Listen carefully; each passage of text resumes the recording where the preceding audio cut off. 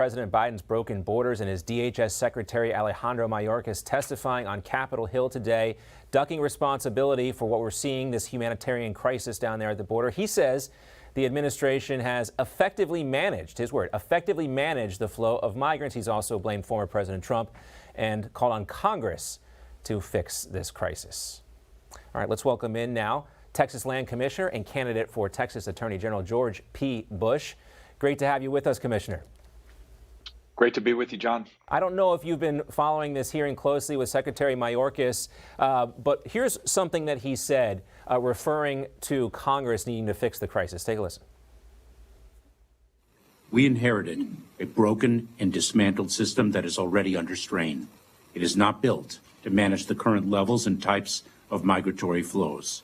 Only Congress can fix this. Yet, we have effectively managed an unprecedented number of non-citizens seeking to enter the United States and interdicted more drugs and disrupted more smuggling operations than ever before.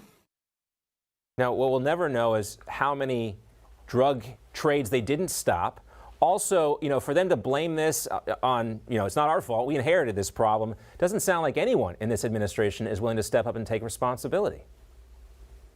Well, he's actually factually incorrect. The numbers don't lie. The fact is we had close to 2 million encounters with illegal immigrants last fiscal year. If he lifts Title 42 and is successful in that process, that figure is estimated by his own DHS to perhaps double to 4 million encounters.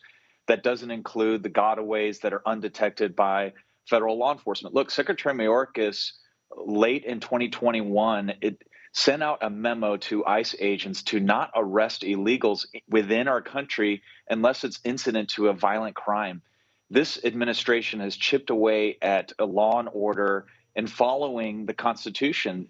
As an Attorney General candidate, I'm proposing the idea similar to what Arizona has done to first overturn U.S. versus Arizona to allow just local law enforcement to do the job that this administration is unwilling to do first. And then second, to assert our own sovereignty on our own border, which is what we're attempting to do to just create some sense of calm and order to the process. This secretary, regretfully, has decided to politicize the most important constitutional responsibility, arguably, that any president have, and that's defending its own communities, its own people, its own states under our Constitution.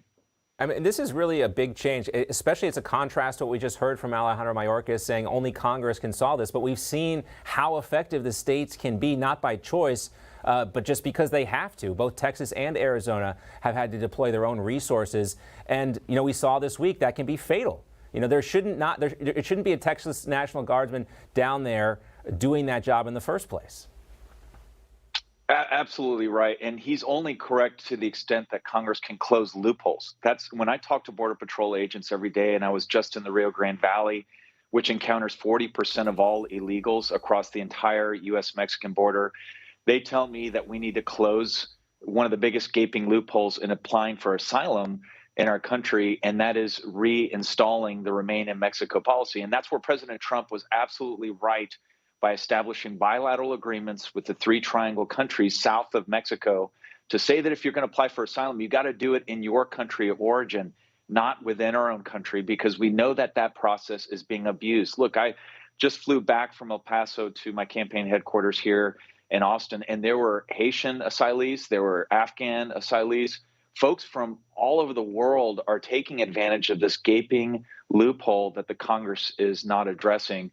But more importantly, we have a vice president that spends more time in the air in Air Force Two than actually on the ground and does not install any level of confidence that she's going to secure a border, and a president that doesn't understand the difference between Title 42 and the FAA mask mandate that he's implementing. For some reason, he thinks that health orders should only apply to American citizens, not to illegals.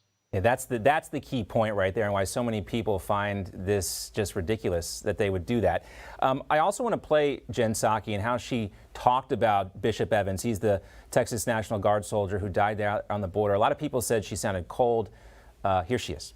Of course, we are mourning the loss of his life, and we are grateful for the work of every National Guardsman. I would note that the National Guard work for the states, and so he is an employee of the Texas National Guard, and his efforts and his operation were directed by there, not by the federal government.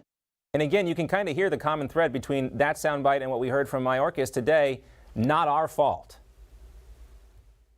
Well, last time I checked, the president of the United States is within the chain of command. And that's the disappointment that a lot of people have in border communities, whether you may recall last year when Border Patrol officials were on horses trying to address the Haitian surge of asylees in Del Rio.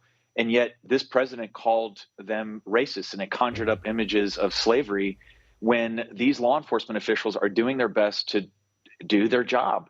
And Texas National Guardsmen, we have 12,000 that keep the watch.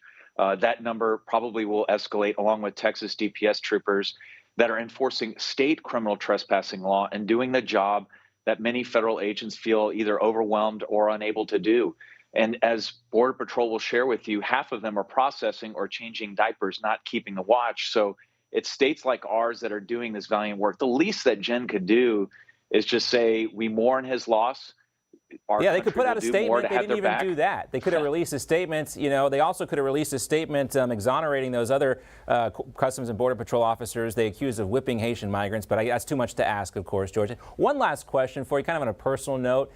What is it like for George P. Bush around the Bush family Easter dinner table when you say President Trump was right? Do they all, bite your head off? No, I think he gets credit on certain issues. So, and I'm like I kind of joke, sometimes Thanksgiving's a little quiet around the Bush family table. But on this issue, regretfully, it's made for good politics for the Republican Party. Like I said, I was just in the Valley. It's creating Republicans overnight, but it's just bad policy for our country. And I think more and more Americans are seeing that, more Hispanics, more Texas Democrats are coming over to our side. And it's not only going to be a red wave, it's going to be a red tsunami in 2022 because of these policies that we've reversed. And President Trump deserves a lot of credit on that front. Well, I think it obviously speaks a lot to your work as a land commissioner, the fact that the voters of Texas put you in a runoff with Ken Paxton, who's received the endorsement from President Trump. That obviously can sway things in a state like Texas, but you're in there. That runoff is coming up, but we'll talk to you soon. Texas Land Commissioner and current candidate for Attorney General in Texas, George P. Bush. Thanks, George. Thank you, John.